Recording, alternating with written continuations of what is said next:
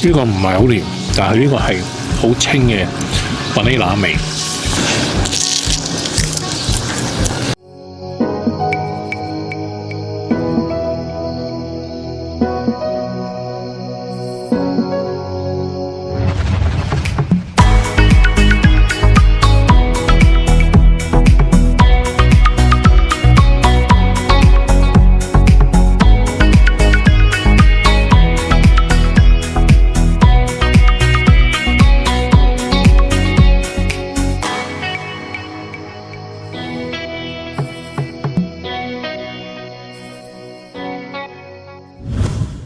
哇！呢啲真係高度啊！呢啲一個鏡頭廣角鏡都影唔晒，真係。跟住呢，頭先我哋就喺嗰條罅嗰度穿過去，哇！好爽啊！頭先嗰度。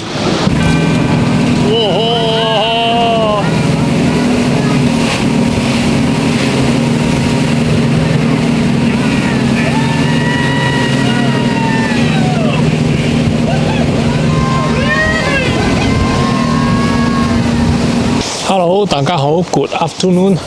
咁其實咧，我就而家就已經係離開咗 Hobart， 咁就係慢慢向北行，咁就慢慢咁樣玩上去嘅。咁好多人啦，係嚟 Tasmania 旅行嘅話咧，佢哋通常 Hobart 就一嘢就北上踩上去 Launceston 咁樣嘅。咁而我今日就有少少特別，咁我就喺 Hobart 同 Launceston 中間有一個鎮就叫 Ross， 咁我就今晚就喺度選擇停一晚嘅。咁呢個鎮仔無論你係 Hobart 又出發又好 ，Launceston 出發又好咧，都一定會經過呢個鎮仔嘅。咁呢個鎮仔有啲咩特別咧？咁呢個鎮仔就其實點樣講咧？其實 Tasmania 即係唔單止 Tasmania 啦，成個澳洲啦，都有好多唔同嘅一啲 historical site。其實好多都係已經俾旅遊業呢個侵蝕晒，其實已經飽和咗，就已經冇晒佢哋以前18世紀嘅一啲風味啊，即係已經係俾人商業化咗。咁 Ross 呢個鎮仔，我覺得係少數暫時仲 keep 到係未被旅遊業侵蝕嘅一個鎮。咁所以呢個鎮呢，其實係非常之安靜啦，周圍好多啲唔同嘅 sandstone buildings 啦，即係18世紀留落嚟嘅。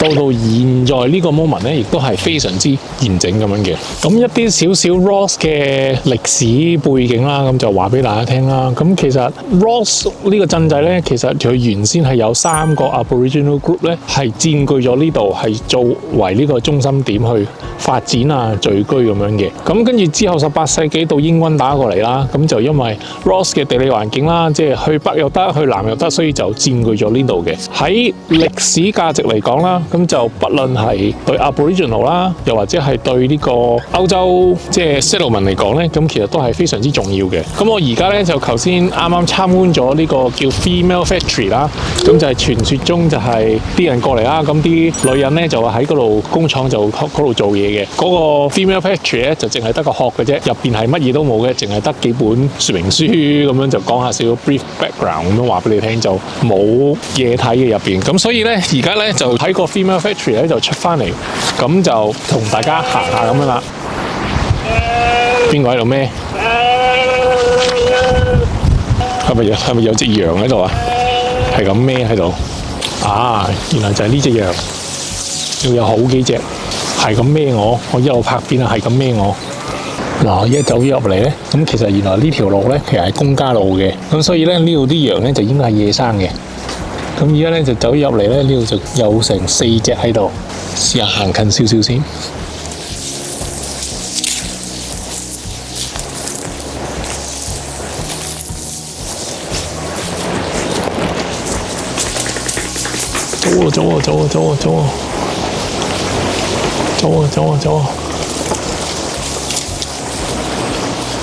走咯，好，拜拜。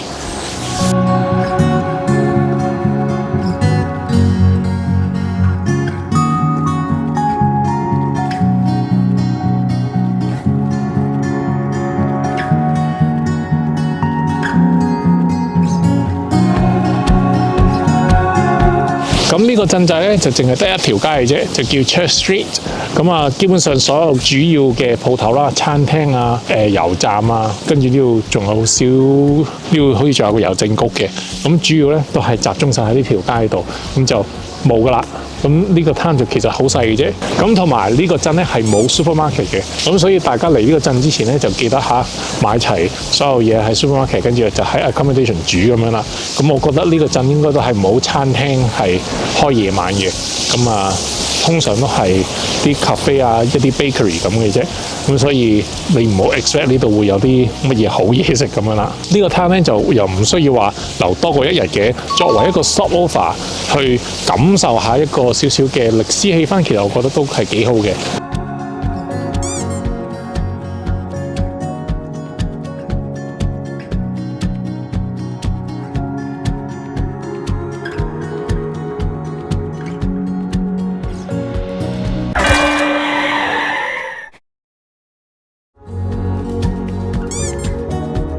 咁嚟到 Ross 山長水遠，淨係講歷史嘅咧，咁就唔過癮嘅。咁 Ross 其實都仲有一樣嘢咧，淨係呢個 town 先有嘅啫，而且亦都吸引咗好多人嚟呢度食嘅。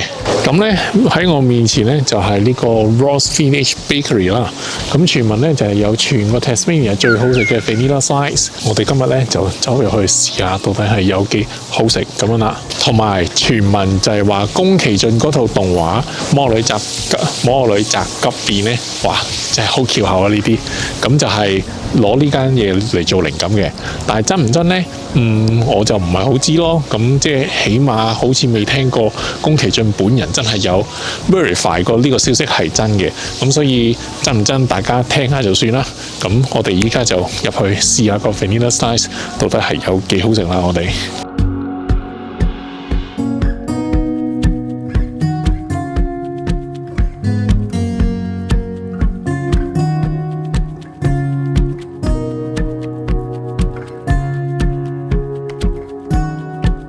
咁而家咧我就買咗個 vanilla slice 啊，咁其實入邊個鋪頭咧就其實係非常之細嘅，咁其實一眼就望晒㗎啦，就只係一個櫥櫃，跟住後邊有一個女仔 serve 你，跟住後邊再有個廚房咁樣嘅啫，咁所以其實你話大就唔係好大。咁依家呢個 vanilla slice 咧我就買咗啦，就係傳説中嘅 vanilla slice 啊。咁咧佢呢個就6個半，都有小而貴。係話大就唔係好大，同我個相機蓋咧就差唔多嘅啫，又唔係好大。咁我哋咧就依家即管試下到底佢係咩料啊！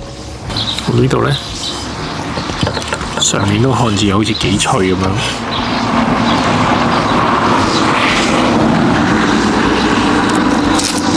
哇，好脆喎！一嘢就好似威化餅咁樣散晒。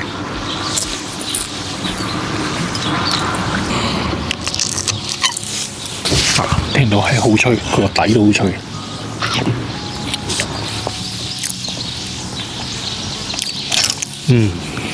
OK 好食喎，佢有呢個油，佢呢個就唔係好甜，但係佢中間嗰啲餡咧，一咬落去咧就係好似點啊流沙包咁嘅 feel 啊，就係一咬落去咧就淋晒啦。呢個唔係好甜。即係我自己個人咧就唔中意食啲太甜嗰啲嘅，但係佢呢個係好清嘅 vanilla 味啊！仲有呢個，我哋試下個餅啦。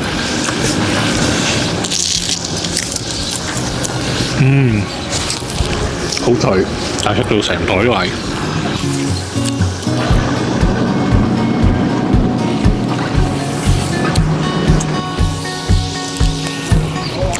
好腍嘅呢個，呢個 OK 嘅。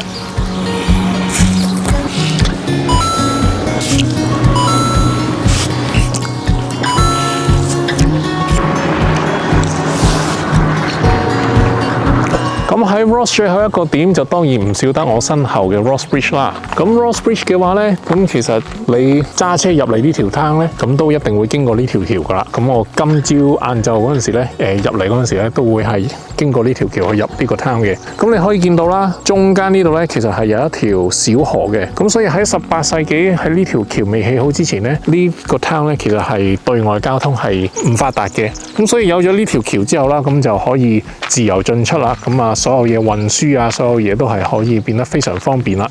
咁唔知大家睇唔睇到啦？喺條橋上面咧，中間其實有個羅馬數字嘅，咁就係1836年啦。咁代表呢條橋咧就起喺1836年，咁亦都係澳洲其中一條暫時最完整嘅一個沙岩橋啦。咁其實你望起上去咧，咁其實真係冇乜瑕疵嘅。即係冇話因為日久失修啊而造成邊度結構唔穩定啊等等各樣嘢，其實冇嘅。依家應該差唔多成有冇200年啦，暫時計唔到數啦。咁啊，應該起碼超過100幾200年啦。咁就真係非常之完整嘅。咁同埋喺呢個位咧，日落咧係非常之靚嘅。咁啊，日落啲黃色光咧打落去咧，咁其實呢個位咧真係影相係非常之靚嘅。咁上到嚟條橋嘅上邊啦，咁其實咧都可以望到下少少河景咁樣嘅，其實係真係非常之靚，非常之舒服嘅。咁我頭先啦都喺呢度飛咗個 drone shot，咁就由呢度咧咁就係飛過去對面咁樣嘅。咁係啦，咁 Ross 咧咁其實真係非常之寧靜嘅。咁啊，成個灘都開始冇乜人啦，即係車又少，人又少咁樣啦。咁但係佢呢種寧靜咧就唔同我哋平時行山啊，即係入樹林啊嗰種寧靜嘅。佢係好多唔同嘅歷史建築物啦，即係嗰種歷史嘅氛圍，嗰種寧靜咧又係另外一種唔同嘅感受嚟嘅。咁亦都係其中一個原因啦。今次環島 Tasmania 咧，就想喺 Ross 呢個少少嘅城鎮嗰度咧，咁就stay 一晚，咁就停一停咁樣，就欣賞下呢啲咁嘅18世紀建築物咁樣啦。依家真係好舒服啊！依家係。